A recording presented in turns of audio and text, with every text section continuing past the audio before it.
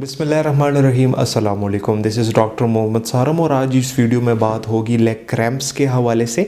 अक्सर रात को जब बंदा सोता है तो पाँव में पट्टों का खिंचाव फील होता है, बहुत ज़्यादा दर्द फील होता है, उनकी नींद ख़राब हो जाती है। तो इसी हवाले से बात करेंगे कि लेग क्रैम्प्स जो होते हैं वो होते क्यों हैं, वजह इसका क्या है और इसका इलाज क्या है। तो इन्हीं चीज़ों पर आज हम बात करेंगे। सबसे पहली बात यह है कि लेग क्रैम्प्स जो होते हैं वो होते क्यों हैं।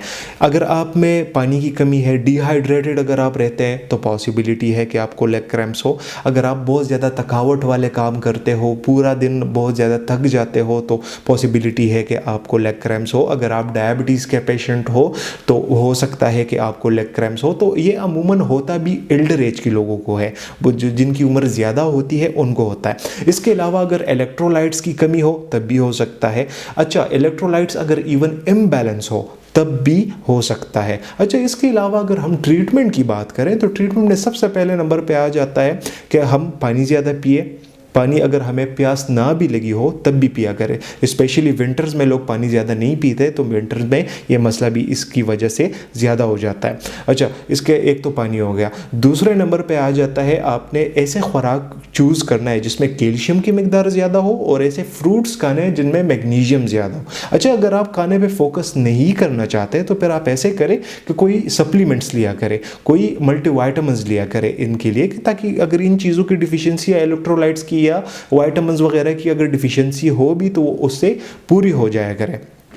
अच्छा, इसके अलावा मैं शुगर के मरीज़ों के लिए कह दूं कि वो रात को सोने से पहले अपने काफ मसल्स, अपने एड़ियों के ऊपर वाले टांग का जो हिस्सा है वो प्रॉपर मसाज किया करें तो उनका ये मसला काफ़ी हद तक कम होता जाएगा इसके साथ। अच्छा, इसके अलावा जो डायबिटिक पेशेंट्स हैं उनको ये चाहिए कि उनका शुगर हमेशा नॉर्मल रहे। अच्छा, इसके अलावा मैं एक और बात ज़रूर शेयर करना चाहूँगा कि इसके लिए दो एक्सरसाइजेज़, एक स्ट्रेचिंग एक्सरसाइज बहुत ज़रूरी है और एक अपने हील्स पे चलने की, अपने एड़ियों के बल चलने की का जो एक्सरसाइज है ये इसमें बहुत ज़्यादा इफेक्टिव है। अच्छा, ये जो स्ट्रेचिंग एक्सरसाइज है ये आपने कैसे करना है, तो आपने जस्ट अपनी नी को अपने चेस्ट की तरफ लेके आना है, तो ये स्ट्रेचिंग एक्सरसाइज हो गया। अच्छा, दूसरा जो हील पे चलने वाला है तो रात को सोने से पहले थोड़ी देर के लिए आप अपने एड़ियों के बल पे चलें तो ये एक्सरसाइज बहुत ज़्यादा इफेक्टिव है। बट ये सिर्फ उन लोगों के लिए है जिनका बैलेंस का कोई इशू नहीं है। जिनको बैलेंस का कोई भी अगर इशू है तो वो मैं बिल्कुल भी सजेस्ट नहीं करूँगा कि एक्सरसाइज करें, क्योंकि इसके साथ अगर उनका बैलेंस इधर उधर हो गया तो वो गिरने का ख़तरा रखता है और फिर अगर बंदा गिर जाता है तो शायद उनको चोट ज़्यादा लगी है, शायद उनका सर में चोट लगे, वो वगैरह वगैरह बहुत सारी पॉसिबिलिटीज़ हैं। तो जिनको भी बैलेंस का मसला है वो ये ना करें, जिनको बैलेंस का मसला नहीं है तो वो एड़ियों के बल चलने का ये वाला एक्सरसाइज जो है ये प्रॉपर फॉलो करें, तो ये बहुत ज़्यादा हेल्पफुल है।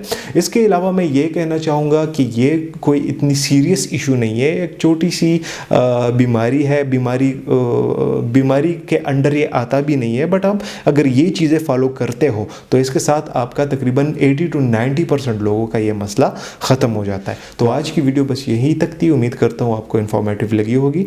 चैनल पर विजिट करने का बहुत बहुत शुक्रिया। See you in the next one. अल्लाह हाफिज़।